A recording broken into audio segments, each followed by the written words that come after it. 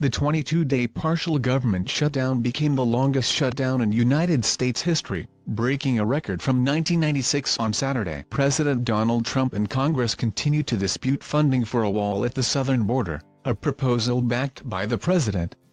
Meanwhile, nearly 800,000 federal workers are affected. Many of them missed their first paychecks since the shutdown started on Friday. Another one-third will experience a missed paycheck on Monday, with the rest turning up empty on Tuesday, according to the American Federation of Government Employees. Chip Somatoville of Getty Images. Hundreds of federal workers and contractors rally against the partial federal government shutdown outside the headquarters of the AFL-CIO, Jan. About half of those workers, 420,000, are required to work without pay. 2019, in Washington, D.C.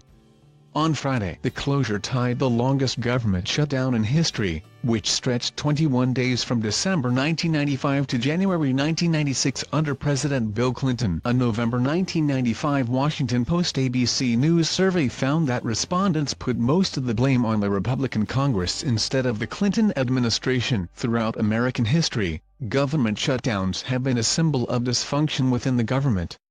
Between 1976 and 1996, the government shut down 17 times.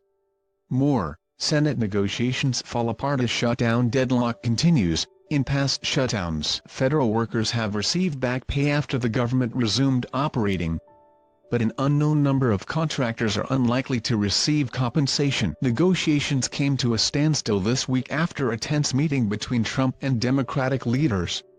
After refusing the president's proposal to fund a wall at the southern border, Democrats claimed the president threw a temper tantrum walking out of the meeting. "It's cold out here and the temperature wasn't much warmer inside the Situation Room," House Speaker Nancy Pelosi said. More, today is payday but not for hundreds of thousands of government workers because of the shutdown.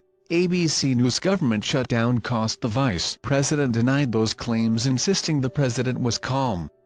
"The president walked into the room and passed out candy," Pence said. "It's true. I don't recall him ever raising his voice or slamming his hand," Pence said. Trump took to Twitter to call the meeting a total waste of time.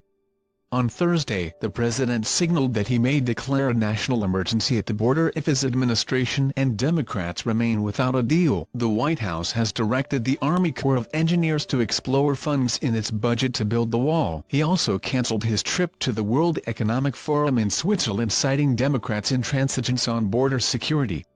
President Trump wants to declare a national emergency over the border. Can he do that?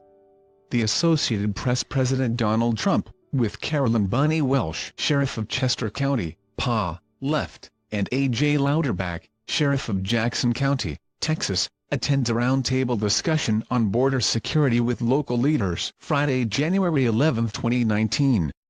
So far, the Trump administration has tried to blunt the impact on the general public by promising to maintain food assistance through February and bringing back Internal Revenue Service personnel to process tax refunds. But the longer the shutdown lasts, the more federal agencies will be operating in unknown territory. One big question is whether subsidies for low-income housing could be at risk. The Department of Housing and Urban Development announced this month that 1,150 contracts with landlords have already expired and that another 500 will expire in January and 500 in February. HUD officials say evictions have not happened in previous shutdowns.